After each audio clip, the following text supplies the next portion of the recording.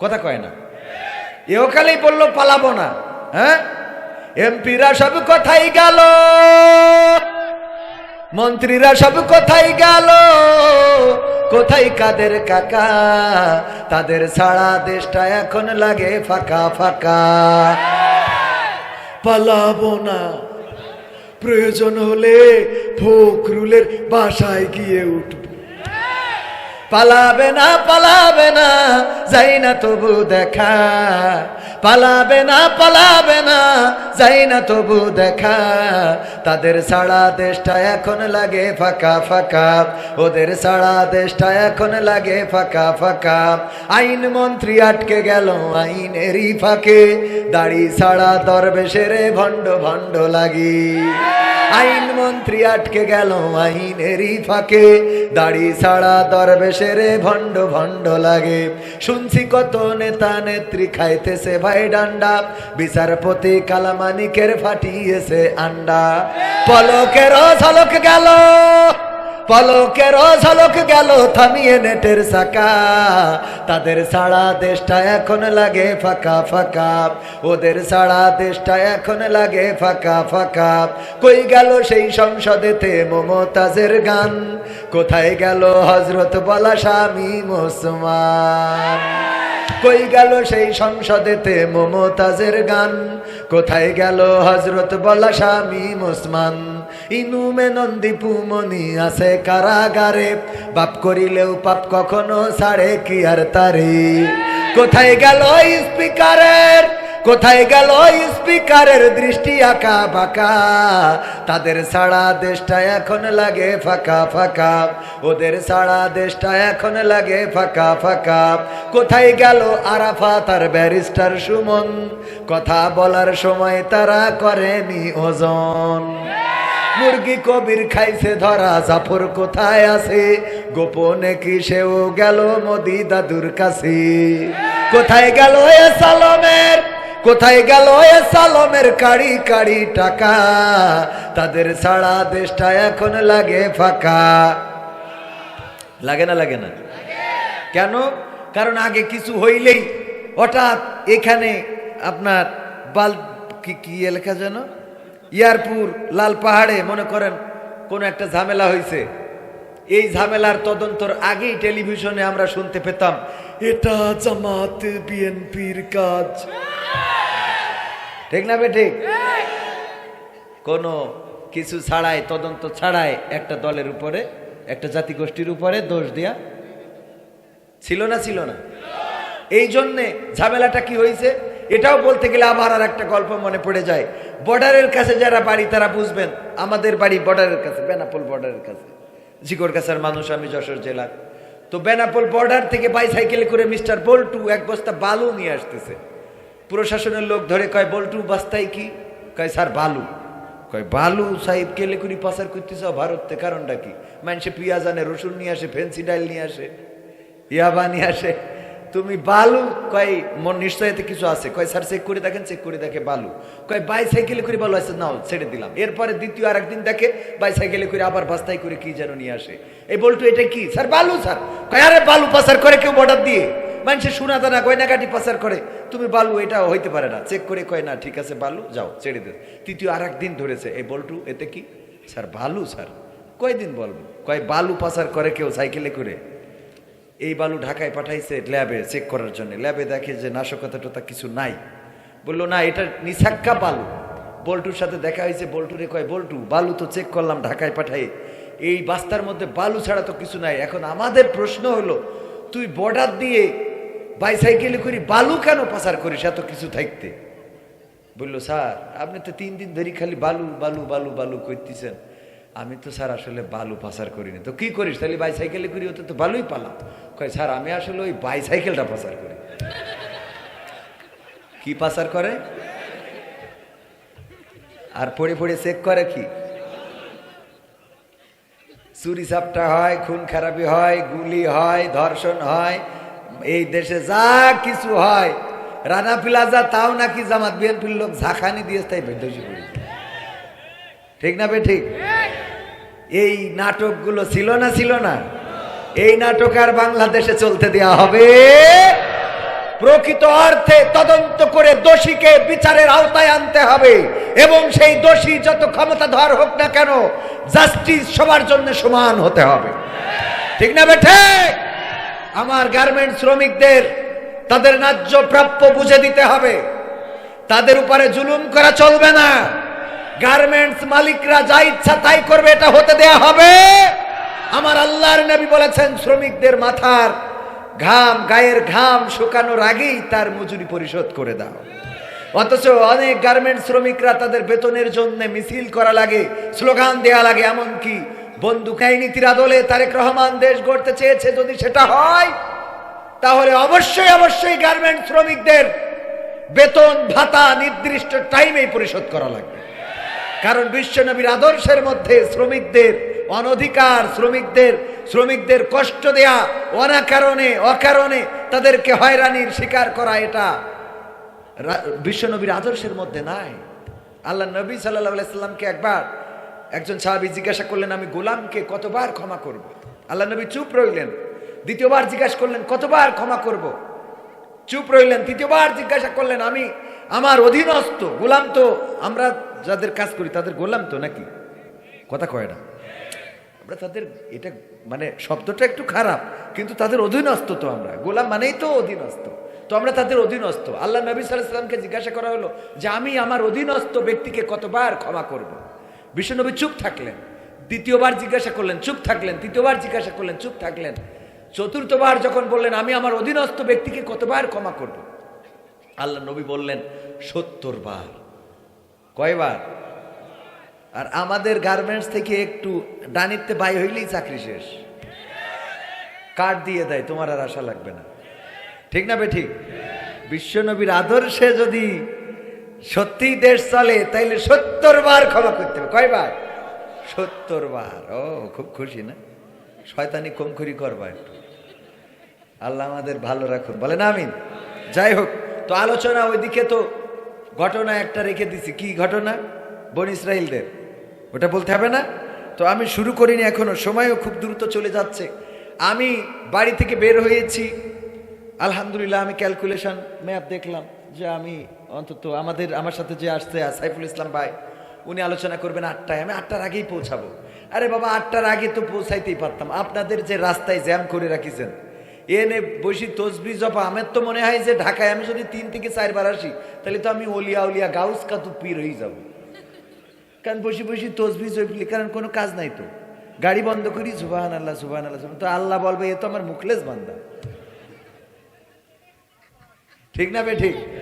আমার সভাপতি সাহেবও আজকে ওই যে ওবায়দুল কাদেরের বাড়ির ওখান কোন জায়গাতে আসতে যে আশুলিয়াতে এই পর্যন্ত আসতে যে 2 ঘন্টা লেগে, উত্তরা থেকে দক্ষিণে আসতে 2.5 ঘন্টা লেগেছে। কয় ঘন্টা? মানে আমার যে বকা দেবে সভাপতি নিজেই তো বিপদে পড়েছে। মানে সভাপতি ওই যে ওই অবস্থা হয়েছে, লিচু চুরি করতেছে একজন, তো ওই লিচু প্রতিদিন চুরি হয়ে যায়, তো যেই লিচু গাছের আড়ালে, মানে বাগানের আড়ালে পলায় আছে যে কে চুরি করে দেখবো। পরে দেখে গাছের থেকে গান গাচ্ছে, আর কত চুরি করবো, আর কত খাবো। তাড়াতাড়ি বেরোয় যেই বলছে, এই কিডা রে তুই, আমার এই রাত্রি প্রতিদিন তুই এসে লিচু চুরি করিস, তোর বাপের নাম কি বল? তোর আব্বার সাথে বলবো, এই কিডা তুই গাছে, তোর আব্বার নাম কি বল, শিগগিরই বল। তা বলছে আব্বার নাম শুনি আপনার লাভ কি? কয় তোর আব্বার কাছে যেয়ে নালিশ করবো। বলছে আব্বা তো উপরের ডালে। আব্বা মানে আব্বার কাছে যে এখন সভাপতি যে আমারে বকা দেবে যে আপনি দেরি করে আসলেন কেন, সভাপতি তো নিজেই 2.5 ঘন্টা দেরি করে ফেলেছে, মানে সভাপতি উপরের ডালে। ঠিক না বে ঠিক? আবার আর একখান কাজ করে ফেলিছে, বলবো সেটা? এটা না বলি, বলবো? সভাপতি তো ধানের শিশির পক্ষে ভোট সেই ফেলাইছে, তা আমিও তো দাড়ি পাল্লা করলে অসুবিধা নেই, থাকো নিয়ে আমাদের কথা হবে না, বলেন আলহামদুলিল্লাহ। দাড়ি পাল্লা ধানের শীষ নিয়ে মাহফিলে আমাদের কোনো বক্তব্য নেই। মানুষ তারা বুঝতে শিখেছে, সে যাকে মনে করবে আগামীর দেশ তার হাতে নিরাপদ, 12 তারিখে স্বাধীনভাবে সে ভোট দিবে ইনশাআল্লাহ, বলেন ইনশাআল্লাহ। স্বাধীনভাবে, কাউকে প্ররোচিত করা যাবে না। তবে ভোট চাওয়ার অধিকার আছে না নাই? কিন্তু এই তাফসির মাহফিলে বসে ভোট চাওয়ার কোনো দরকার আমারও নাই, সভাপতিরও নাই, কারোর নাই, প্রয়োজন আছে? তবে আমরা 2 জন 2 প্রতীক নিয়ে দাঁড়ালাম, ধরে নেন, আল্লাহ কবুল করুন, বলেন আমিন। কি যে জ্বালা, কন তো ভালো কথা করতে গেলে ঝামেলা হয়ে যায়, অসুবিধা নেই। বাইতুল ফালা জামে মসজিদের উদ্যোগে আয়োজিত দ্বিতীয় বার্ষিক তাফসিরুল কোরআন মাহফিল, আজকের মাহফিলের সম্মানিত সভাপতি আমার পাশে বসা অনেক উদার হৃদয়ের মানুষ, এবং আল্লাহ রাসূলের যে সুন্নাহ মুবারক তার মুখের মধ্যে, এটা তার চেহারাকে নূর দিয়ে ভরে দিয়েছে। দাড়িটাকে সংরক্ষণ করে দেখবেন আপনার চেহারার ঔজ্জ্বল্যতা বেড়ে যাবে, বিশ্বাস করেন আর না করেন। এই জন্যে এখন ভারতের ক্রিকেটাররা সবাই দাড়ি রেখেছে, সুন্নাত না মেনে হলেও দাড়ি রাখে, দাড়ি রাখলে আলাদা সৌন্দর্য বাড়ে, ঠিক না? হ্যাঁ আলহামদুলিল্লাহ। তো এই জন্যে আমার সভাপতিকে দেখে সত্যিই ভালো লেগেছে, আলহামদুলিল্লাহ। আল্লাহ রাব্বুল আলামিন আমাদের মুহতারাম আলহাজ মোহাম্মদ দিলওয়ার হোসেন সরকার, যিনি ইয়ারপুর ইউনিয়ন বিএনপির সম্মানিত সাধারণ সম্পাদক, এবং আগামী দিনে আপনাদের একটি চেয়ারের কান্ডারি হওয়ার প্রত্যাশা করছেন, আল্লাহ কবুল করুন, বলেন আমিন। আল্লাহ রাব্বুল আলামিন ন্যায় নীতির আদলে থাকার তৌফিক দান করুন, পড়েন আমিন। একজন মানুষ হিসাবে যদি ন্যায় নিষ্ঠার সাথে সমাজে পরিচালিত হন, নিজেকে পরিচালিত করেন, এই মানুষের পক্ষে ভূমিকা রাখার দরকার আছে না নাই? আমি ওনার পক্ষের লোক, ব্যক্তিগতভাবে আমি ওনার সাপোর্টার। আল্লাহ রাব্বুল আলামিন আমার ভাইজানকে দুনিয়ার জীবনটা সহজ করে দিন, পড়ছি আমিন।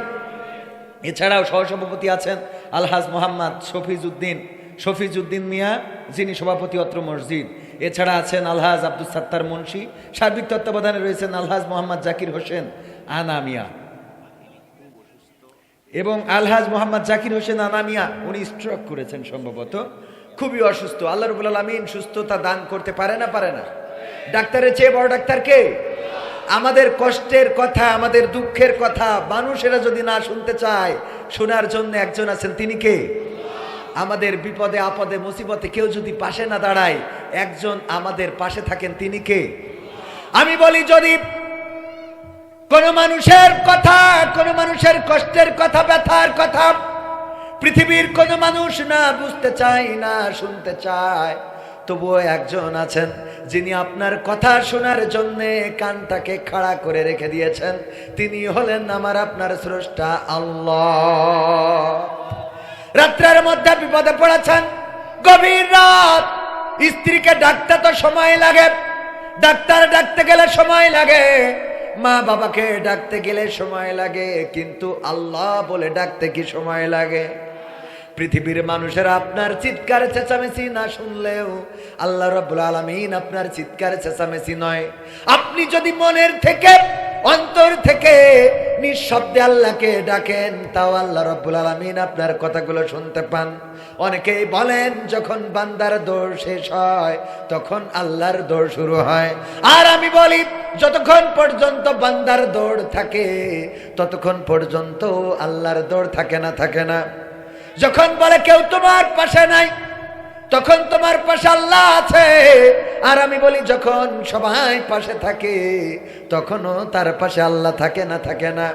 আমার নবী বলেছেন, যদি কেউ আল্লাহ রাব্বুল আলামিনকে একবার ডাক দেয় আল্লাহ, আমার আল্লাহ রাব্বুল আলামিন 10 বার তার ডাকের সাড়া দেন।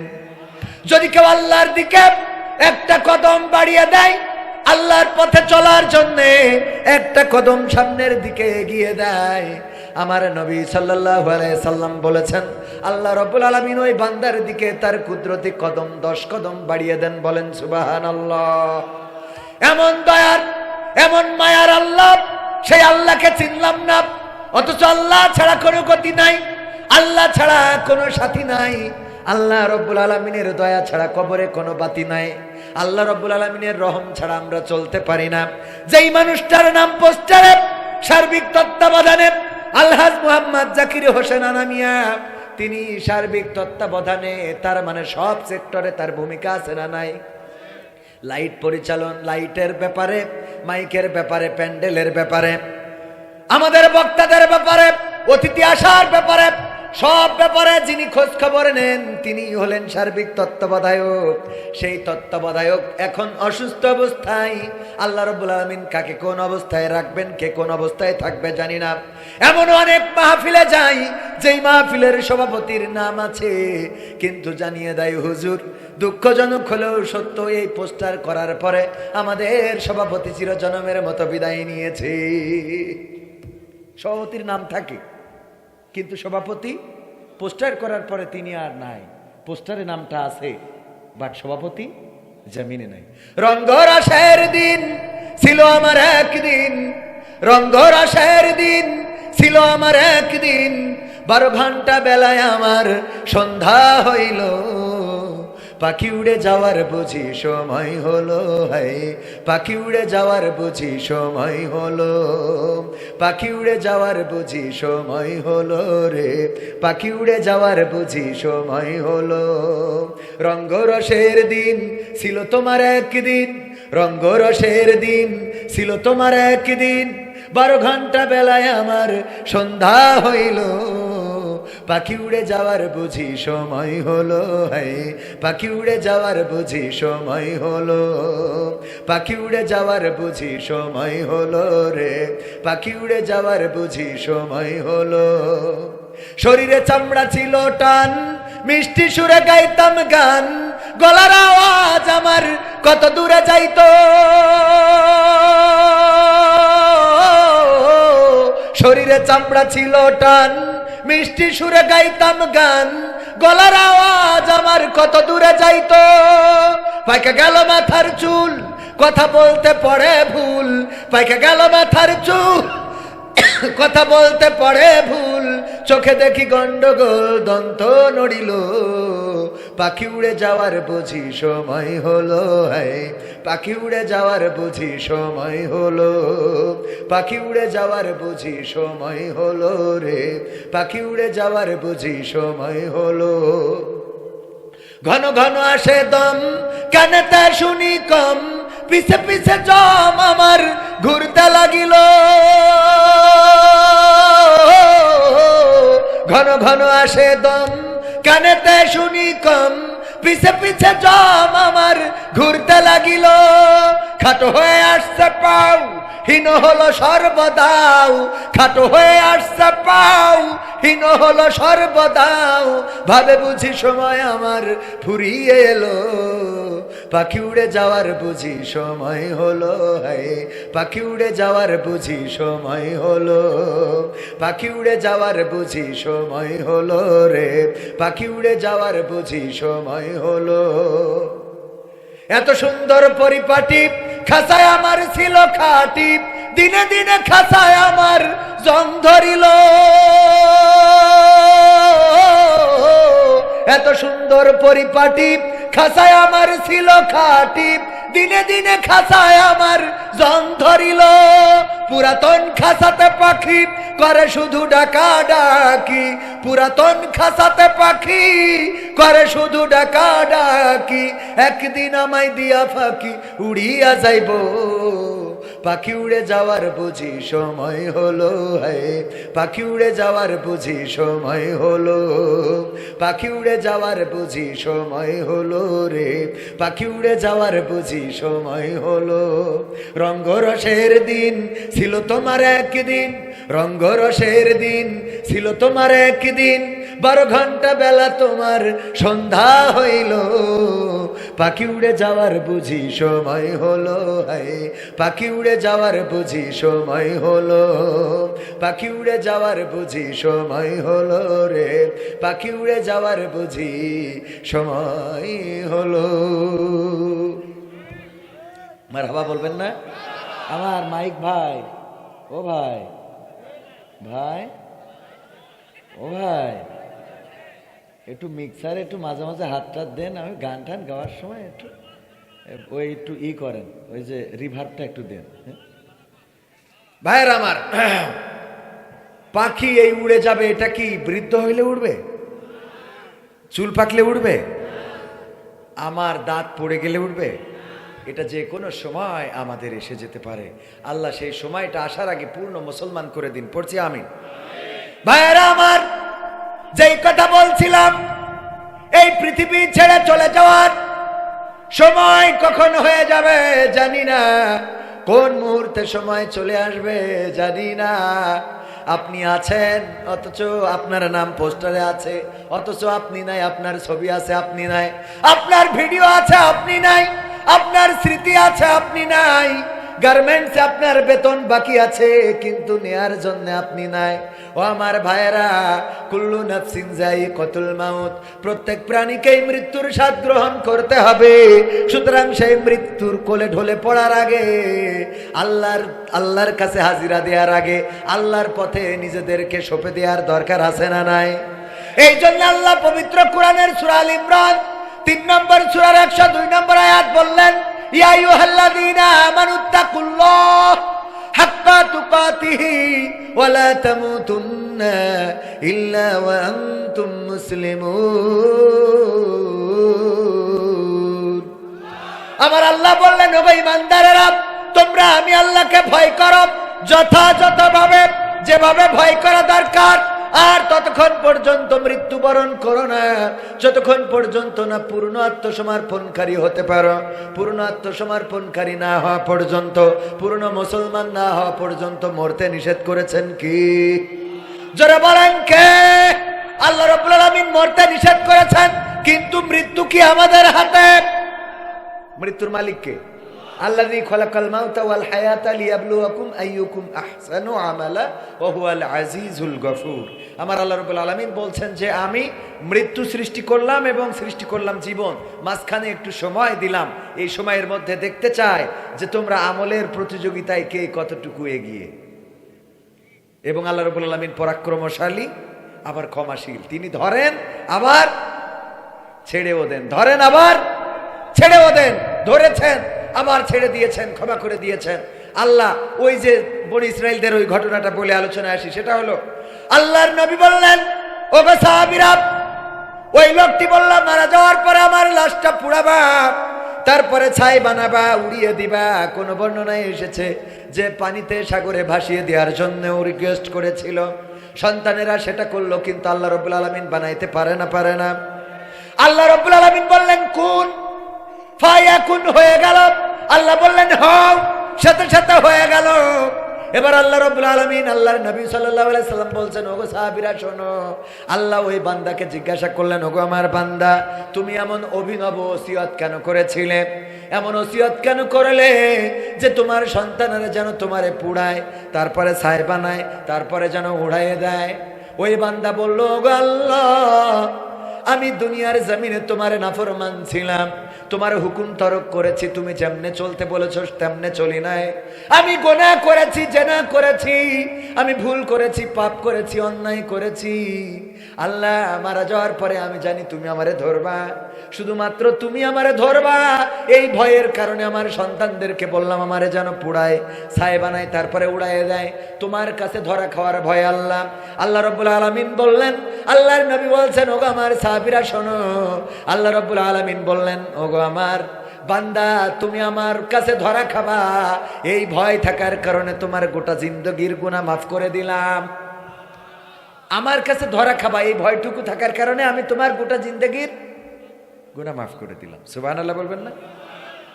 আল্লাহর এই দয়া আছে না নাই?